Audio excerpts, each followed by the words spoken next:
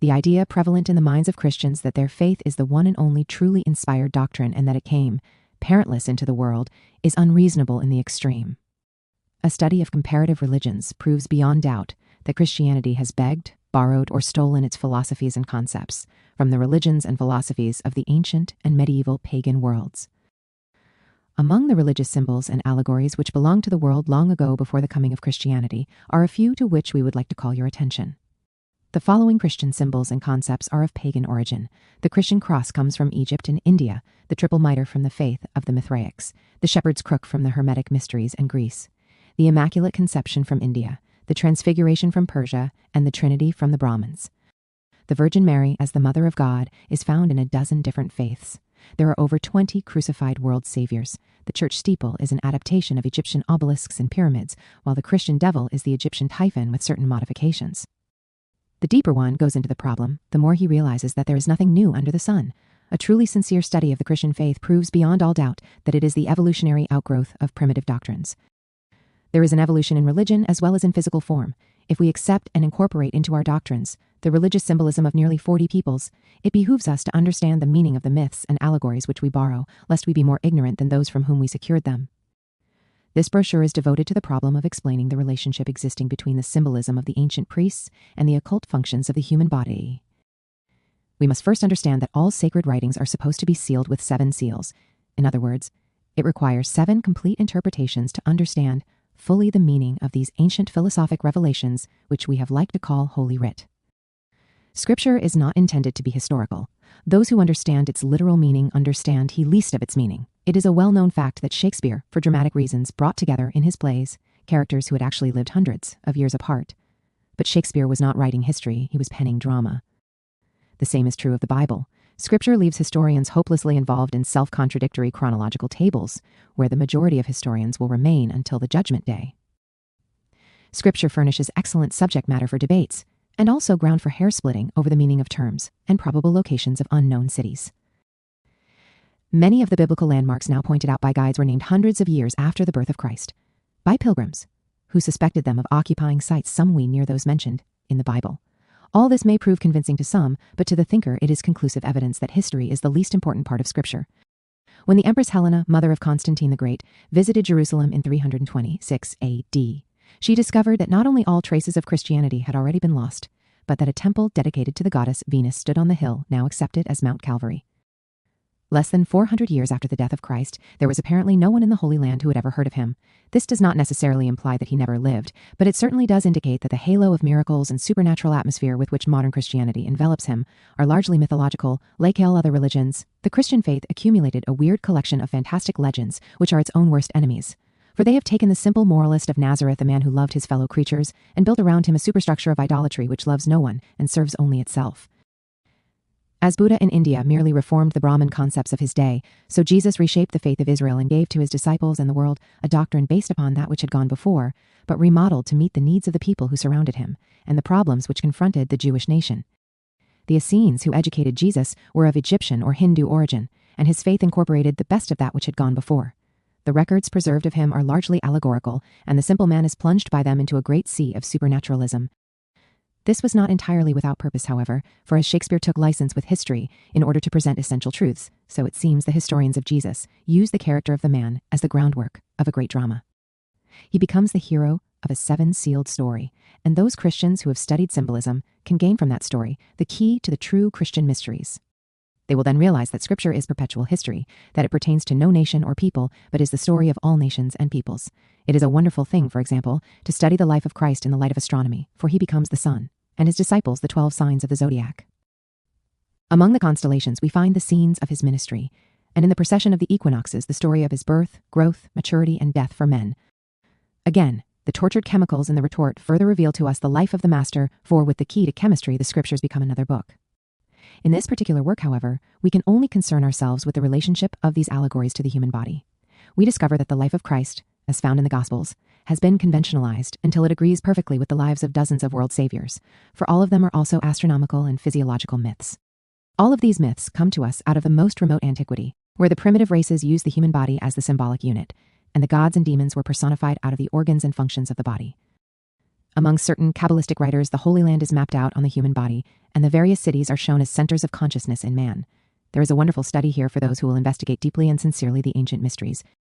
We cannot hope to cover all the ground, but if you can gain from this booklet a key to the situation, we hope you will pursue the line of thought until you have made it all inclusive and opened at least one seal of the Book of Divine Revelation. Part 2, the Three Worlds. According to the mystery schools, the human body is divided into three major parts, and in analogy with this, the universe without is said to be composed of three worlds: heaven, earth, and hell. Heaven is the superior world, and for some unknown reason is supposed to be above, although Ingersoll proved conclusively that owing to the rotation of the earth, up and down are always changing places. Nearly all religions teach that God dwells in the heavens. Their members are taught to believe that God is above them, so they raise their hands in prayer and lift their eyes to the heavens when they implore or petition him. Among some nations, he is supposed to dwell on the tops of mountains, which are the highest places of the world. Wherever he is and whatever he is, his place of domicile is above, overshadowing the world below. Between heaven above and hell beneath is the earth, which the Scandinavians call Midgard, or the Middle Garden. It is suspended in space and forms the dwelling place of men and other living creatures. It is connected to the heavens by a rainbow bridge down which the gods descend. Its volcanic craters and fissures are said to connect it with hell, the land of darkness and oblivion.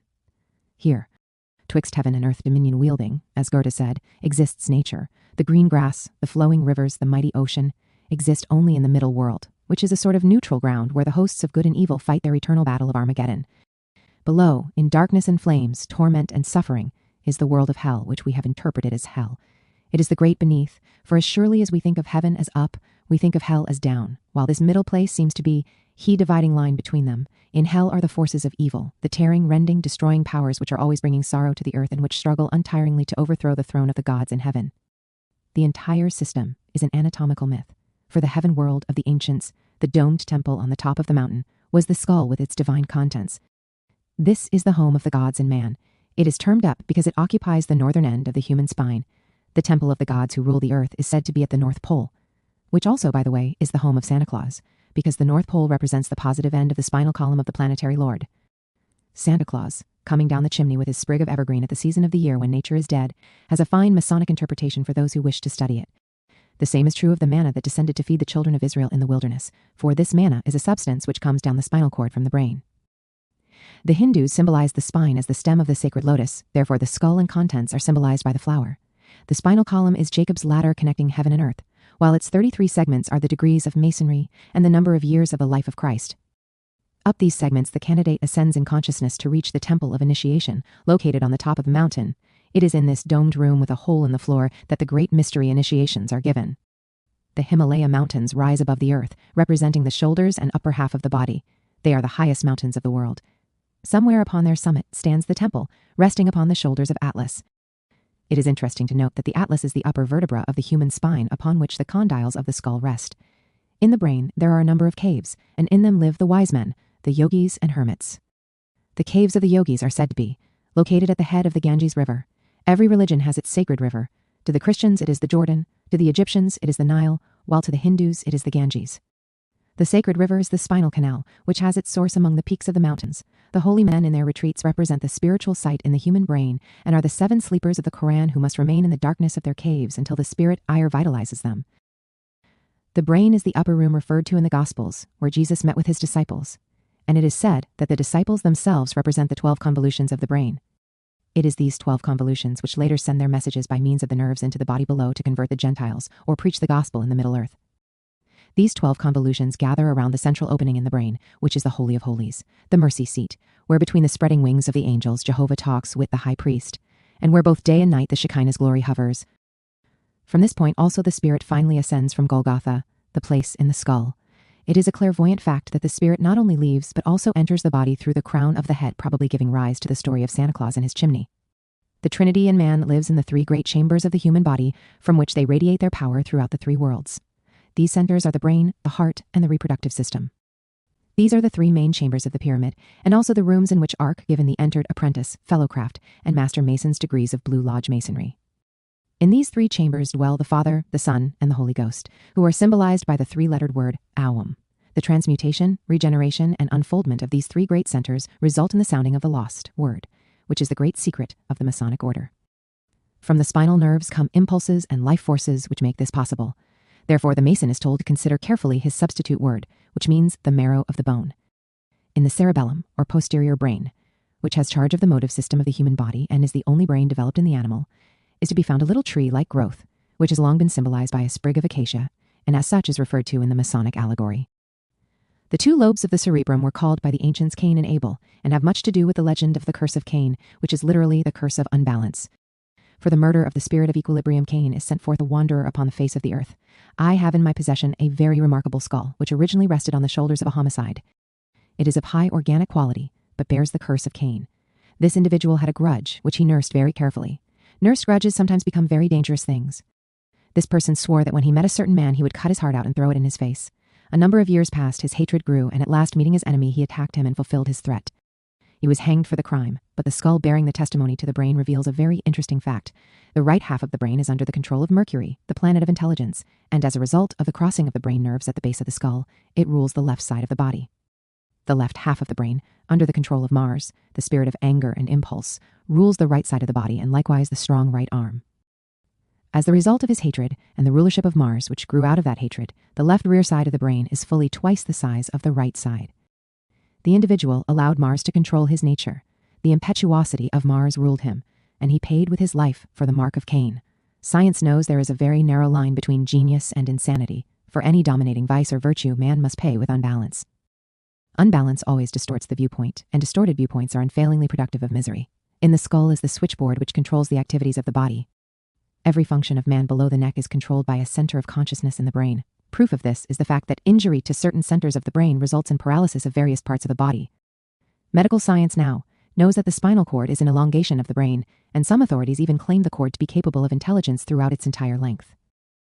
This cord is the flaming sword which is supposed to have stood at the gates of the Garden of Eden.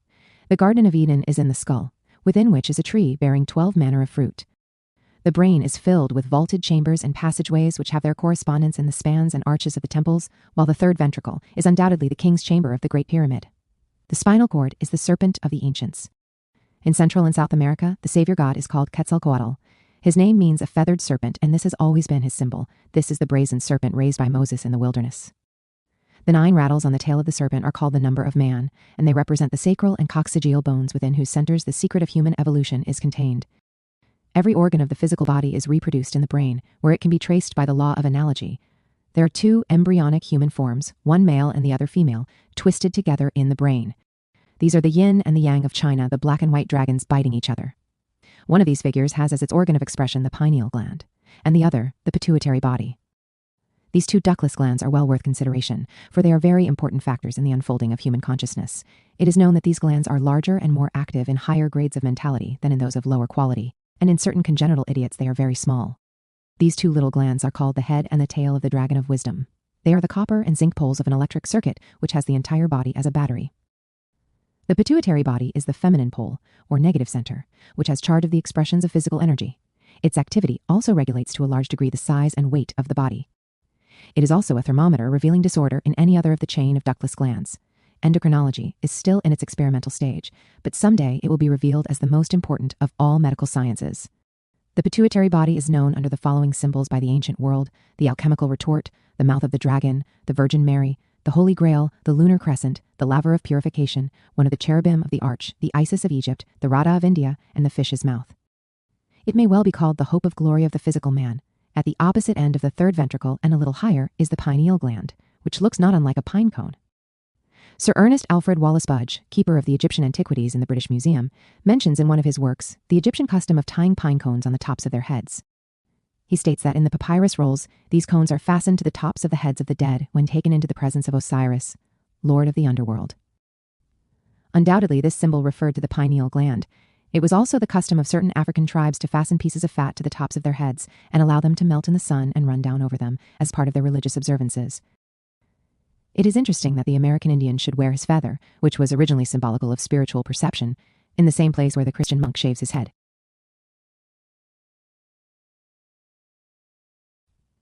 The Hindus teach that the pineal gland is the third eye, called the eye of Dangma. It is called by the Buddhists the all-seeing eye, and is spoken of in Christianity as the eye single. We are told that ages ago the pineal gland was an organ of sense orientation by which man cognized the spiritual world, but that with the coming of the material senses and the 2 objective eyes, it ceased to be used, and during the time of the Lemurian race, retreated to its present position in the brain. It is said that children, recapitulating their previous periods of evolution, have a limited use of the third eye up to their 7th year, at which time the skull bones grow together. This accounts for the semi-clairvoyant condition of children, who are far more sensitive than adults along psychic lines. The pineal gland is supposed to secrete an oil, which is called resin, the life of the pine tree. This word is said to be involved in the origin of the Rosicrucians, who were working with the secretions of the pineal gland and seeking to open the eye single, for it is said in Scripture, "The light of the body is the eye. If therefore thine eye be single, thy whole body shall be filled with light." The pineal gland is the tail of the dragon and has a tiny finger-like protuberance at one end. This gland is called Joseph, for it is the father of the God-man. The finger-like protuberance is called the staff of God, sometimes the holy spear. Its shape is like the evaporating vessel of the alchemists. It is a spiritual organ which is later destined to be what it once was, namely, a connecting link between the human and the divine. The vibrating finger on the end of this gland is the rod of Jesse and the scepter of the high priest. Certain exercises as given in the Eastern and the Western mystery schools cause this little finger to vibrate, resulting in a buzzing, droning sound in the brain. This is sometimes very distressing, especially when the individual who experiences the phenomenon, in all too many cases, knows nothing about the experience through which he is passing. In the middle of the brain and surrounded by the convolutions is the third ventricle, a vaulted chamber of initiation. Around it sit 3 kings, 3 great centers of life and power, the pituitary body, the pineal gland, and the optic thalamus. In this chamber also is a small gritty seed, which is undoubtedly connected with the king's coffer in the Great Pyramid. The third ventricle is supposed to be the seat of the soul, and the aura radiating from the heads of saints and sages is said to represent the golden glow pouring from this third ventricle. Between the eyes, and just above the root of the nose, is a spreading in the frontal bone of the skull, which is called the frontal sinus. The slight bulge caused by the spreading of this bone is known to phrenology as the seat of individuality. It is here that the jewels are placed on the foreheads of the Buddhas, and it is also from this point that the serpent rose from the crown of the ancient Egyptians.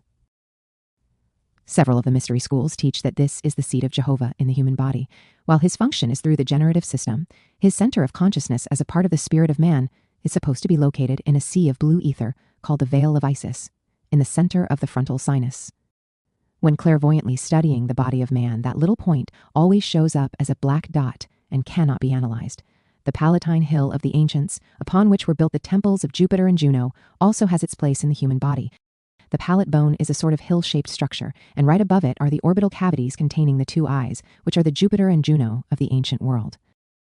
The cross, of course, represents the human body. The upper limb of it is the head of man rising above the horizontal line of his outstretched arms. As already stated, the great churches and cathedrals of the world have been built in the form of a cross and contain the altar upon which are burning lighted candles.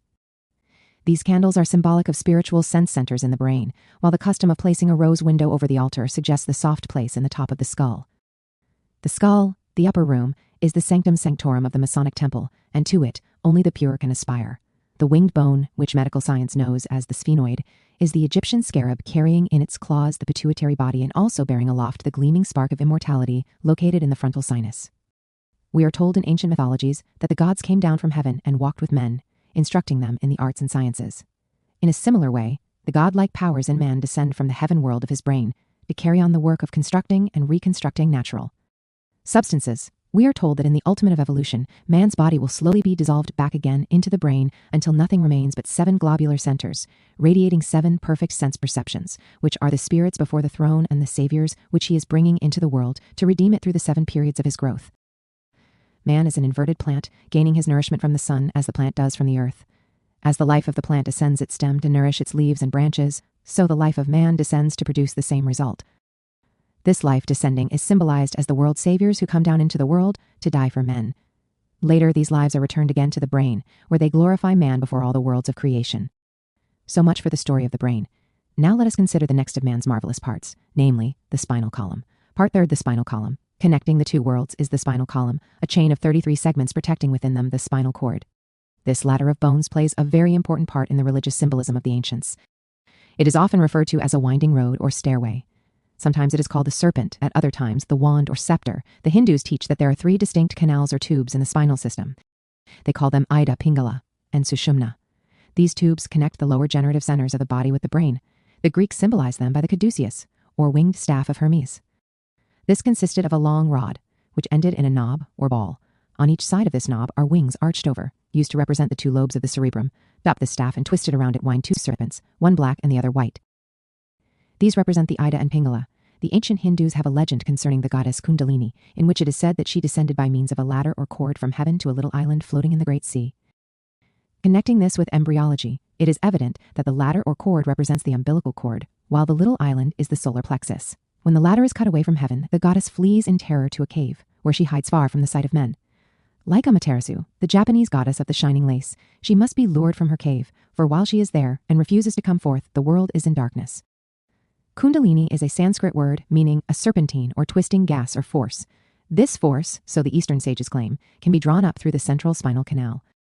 When this essence strikes the brain, it opens the center of spiritual consciousness and inner perception, bringing with it spiritual illumination. The system of culture whereby this is made possible is the most secret teaching of the Eastern saints, for they realize that this spiral, twisting force is not only illuminating but, like the serpent which is its symbol, also a deadly poison. Smatterings of Eastern occultism are coming all the time into the Western world, but we are sorry to say, they are bringing with them endless suffering and sorrow, for these great truths in the hands of individuals incapable of rightly understanding or applying them destroy intelligence and reason. Along the spine are a number of nerve ganglia and plexuses. All of these have their place in religious symbolism. For example, we are told that the early Jews called the sacral plexus and the sacrococcygeal ganglion the cities of Sodom and Gomorrah. There is a small plexus in the region of the kidneys called the sagittarial plexus, which the ancients knew as the city of Tarsus, where St. Paul fought with the beasts. Higher occultism teaches that the lotus blossoms are reflections or negative poles bearing witness of 7 great positive centers of consciousness located in the brain. These 7 function through the centers on the spine in approximately the same way that the 7 spirits before the throne function through the planetary bodies. The disciple is warned not to work with the centers upon the spine, but to labor instead with their true rulers, the centers in the brain. The wanderings of the children of Israel in the wilderness, the pilgrimage of the Mohammedan to Mecca, the endless pilgrimages of Hindu holy men who spend their lives going from one shrine to another, represent the pilgrimage of the spirit fire through the nerve centers along the spine.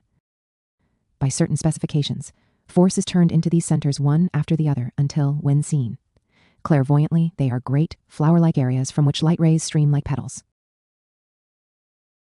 Each of these lotus blossoms has a different number of petals according to the number of nerves which branch out from it. It is said that the Logos, when the time came to create the material universe, entered a state of deep meditation, centralizing his thought power upon the 7 flower-like centers of the 7 worlds. Gradually his life force descended from the brain, and striking these flowers, one after the other wave birth to the lower worlds.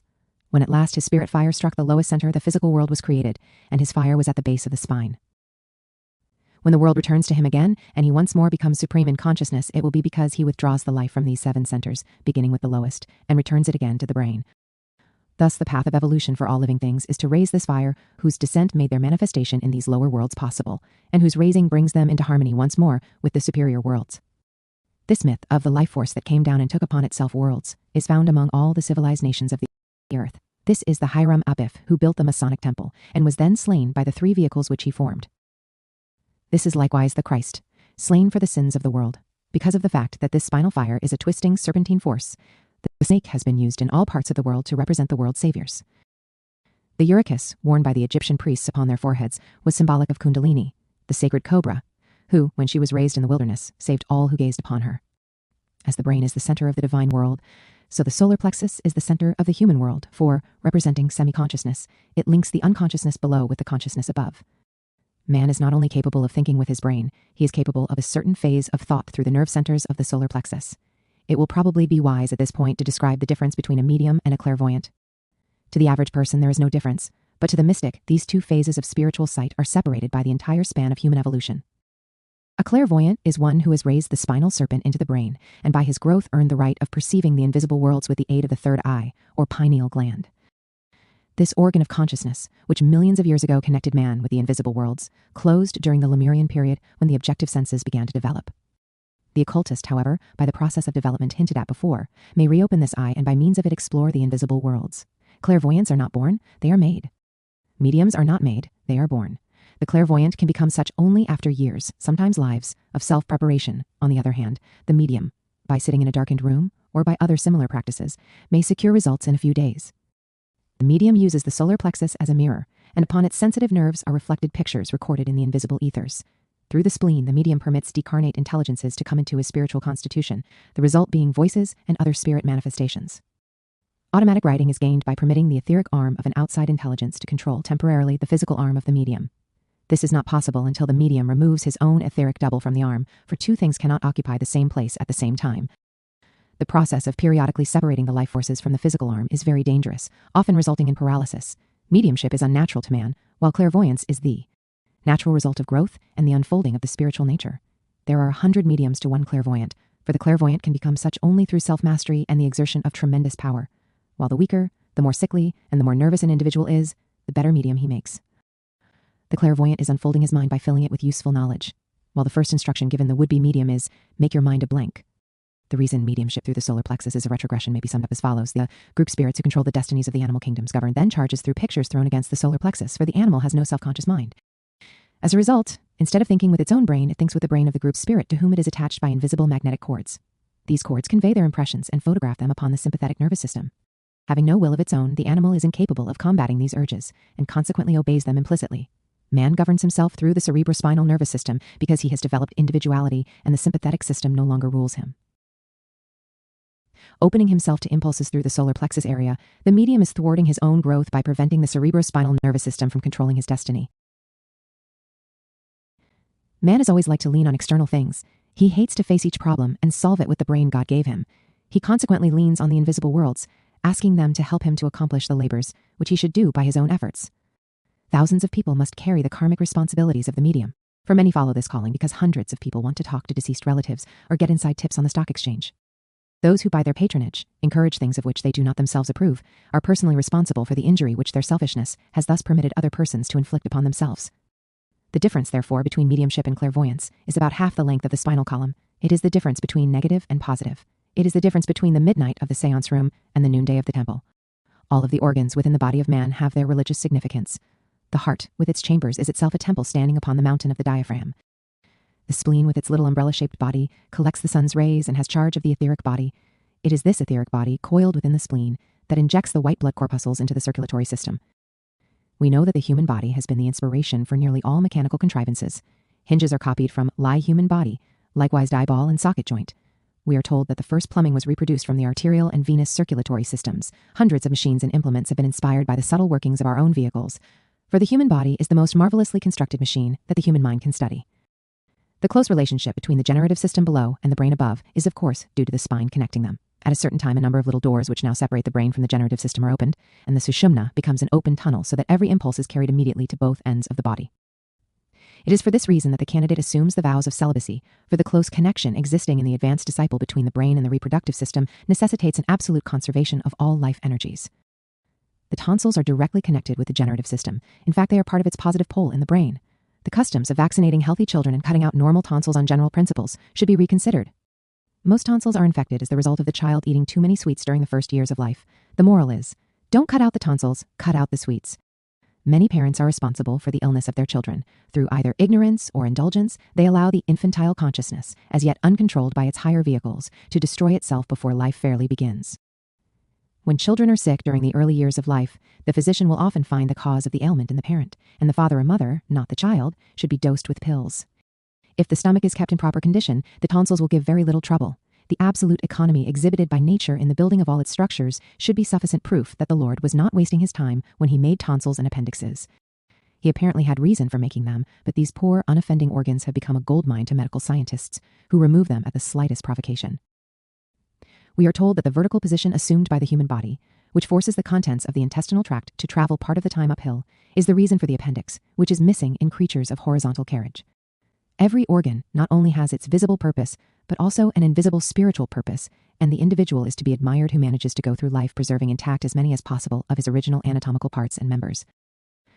While on the subject of the debt of science to the human body, we might add that the decimal system is the result of primitive man's counting on his fingers, whereby 10 became the unit of enumeration. The ancient cubit also was the distance between the elbow and the end of the second finger, or approximately 18 inches. So it goes back through the study of things until we find that nearly everything with which man has surrounded himself is an adaptation from the body with which God surrounded his spirit.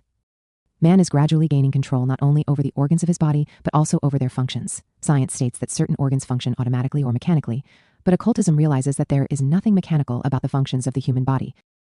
Let us take as an example a workman throwing a piece of iron among the wheels and levers of a smoothly working machine. There is a grinding crash and the machine stops. If, on the other hand, you figuratively throw a monkey wrench into the human body, it will immediately begin the process of throwing it back at you. It will surround the foreign element with a coating and try to absorb it. If this is impossible, it will try to eject it through some channel appointed for that purpose. If this means fails, it will in many cases accustom itself to the presence of the obstacle and keep right on working anyway. This shows unmistakably that the organic parts of man possess some inherent form of intelligence, therefore they are not machines, for no mechanical device is capable of intelligence. Paracelsus, the great Swiss physician, who after many years in the Far East returned to Switzerland to teach medicine, first gave to the European world its concept of the nature spirits.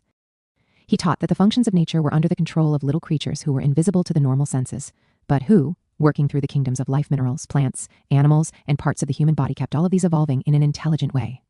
Under the control of the great celestial hierarchy of Scorpio, which has charge of all body building in nature, these elements are the invisible intelligences governing the human body and its functions. As the result of man's ever-evolving consciousness, he is acquiring more complete control over the functions of his various organs. There are two kinds of muscles, voluntary and involuntary, the difference being that the voluntary muscles, which are controlled by the conscious mind of the individual, have fibers running two ways and crossing each other, while those which are involuntary are without cross fibers. The heart used to be considered an involuntary muscle, but it is now beginning to show cross fibers, thus foreshadowing the day when man will consciously and intelligently regulate the beating of his own heart. The same will be true with respect to all other organs that survive the periodic changes taking place in the constitution of man. The Eastern holy man can successfully live without his heart beating. He can stop it or start it at will. By lifting the tongue so that it closes the air passages into the lungs, he can remain in suspended animation for months. Many Eastern chelas do this while being given spiritual initiations out of the physical body. There are cases on record where these holy men have been buried in the ground. Weeks later, when the body was dug up, it was found to be dried like leather. Water was poured onto if and after a certain lapse of time the man who had not taken a breath in weeks got up and walked off. This is the result of extraordinary control, which the mind is capable of gaining over the functions of the body. Occultism teaches that there is an entire universe within the human body, that it has its worlds, its planes, and its gods and goddesses. Millions of minute cells are its inhabitants. These tiny creatures are grouped together into kingdoms, nations, and races, and become one thing composed of many parts. The supreme ruler and God of this great world is the consciousness in man which says, I am. This consciousness picks up its universe and moves to another town. Every time it walks up and down the street, it takes 100 million solar systems with it. But because they are so infinitesimal, man cannot realize that they are actually worlds. In like manner, we are individual cells in the body of an infinite creation which is hurling itself through infinity at unknown speed. Suns, moons, and stars are merely bones in a great skeleton composed of all the substances of the universe. Our own little lives are merely part of that infinite life throbbing and coursing through the arteries and veins of space. But all this is so vast as to be beyond the comprehension of this little I am in us. Therefore, we may say that both extremes are equally incomprehensible. We live in a middle world between infinite greatness on the one hand and infinite smallness on the other. As we grow, our world grows also, resulting in a corresponding increase in the scope of our understanding of all these wonders. The Occult Anatomy of Man, Part 4, The Infernal Worlds. At the base of the spine is located the throne of a Lord of Form, commonly called Jehovah and Shiva. The linga is his symbol. He rides the great bull of earthiness. His daughter is death and destruction, yet he is not a thing of evil. He builds the bodies which give us the power to function in the lower worlds. He crystallizes them around lines of force. Geometry is the skeleton, and all the bodies which he builds are geometric problems, geometric angles crystallized into rocks and stones. Gradually, the crystallization which brings bodies into the world causes them to become too dense and unyielding to respond to the subtle impressions from the spiritual consciousness. Slowly they turn to stone, and death is the result of the same cause that brought the body into the world. The early races of the earth worshipped the procreative attributes of life. They felt that the highest expression of life was the power of giving still another life to the world. Therefore, the principle of life-giving was personified into a deity who gave life to all things, or rather brought into manifestation the latent life which cannot grow or unfold in the physical world without the vehicle of dense substance. To the occultist, birth is death, and death is an awakening. The mystics of ancient days taught that to be born into the physical world was to enter a tomb, for no other plane of nature is so unresponsive, so limited as the earth world.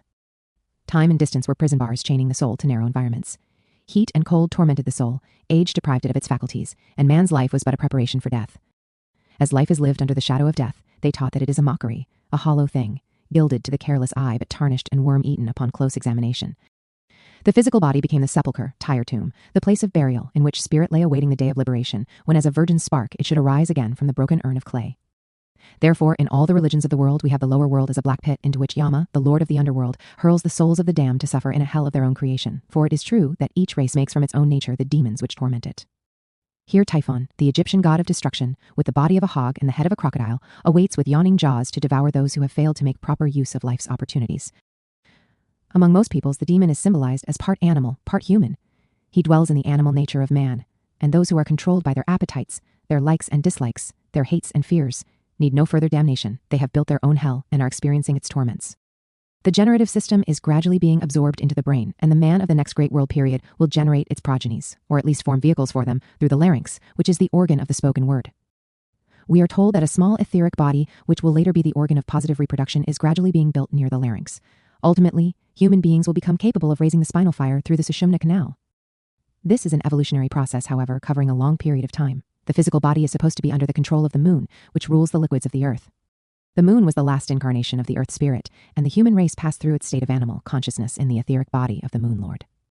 The lunar spirits are called the ancestors, and are known to Christians as angels. These beings have control of the generative powers of animal and man. The life coming into incarnation often chooses its future vehicle many years before it appears in the world. It is said that the etheric germ is placed in the body of the parent as long as 20 years before the child comes into the world. This is the result of its search for an environment especially suited to its spiritual and material needs.